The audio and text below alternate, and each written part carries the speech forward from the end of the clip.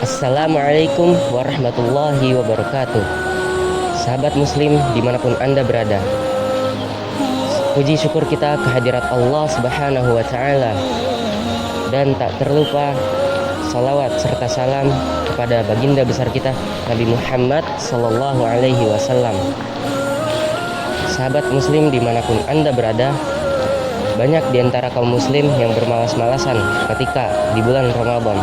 Mereka hanya meningkatkan kadar keimanan mereka, yaitu ibadah spiritual mereka. Padahal di zaman dahulu, yaitu zaman-zaman kegemilangan umat Islam, mereka mengalami kemenangan. Apa saja kemenangan tersebut? Yang pertama adalah kemenangan di bulan Ramadan, yaitu Perang Badar.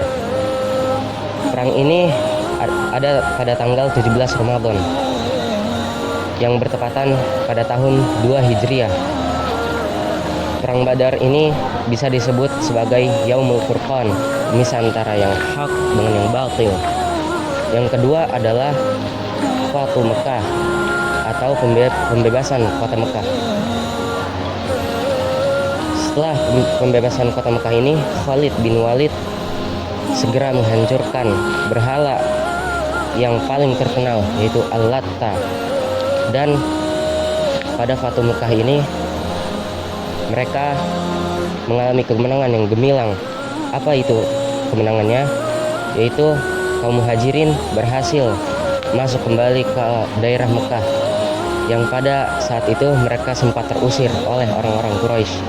Yang ketiga adalah proses masuk Islamnya kaum Saqif di hadapan Nabi Muhammad SAW. Setelah mereka masuk Islam, mereka langsung menghancurkan berhala-berhala yang dahulu mereka sembah di zaman jahiliyah. Lalu yang kelima adalah proses penyeberangan yang dilakukan oleh Tariq bin Ziyad di Selat Gibraltar atau di Jabal Tariq. Lalu yang keenam adalah proses kemenangan yang dilakukan oleh dinasti Ayyubiyah melawan pasukan Mongol di daerah Ain Jalut, bertepatan di daerah Palestina bagian utara. Berdasarkan uraian tersebut, dijelaskan bahwa umat Islam dahulu mengalami berbagai sekali kemenangan.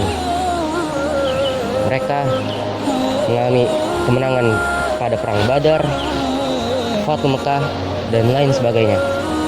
Lalu jika kita bandingkan dengan umat Islam pada zaman ini, mereka bermalas-malasan, hanya meningkatkan kadar spiritual mereka, tidak meningkatkan kegiatan-kegiatan yang melakukan suatu hasil pahala, dan pada akhirnya mereka hanya menahan dahaga dan lapar.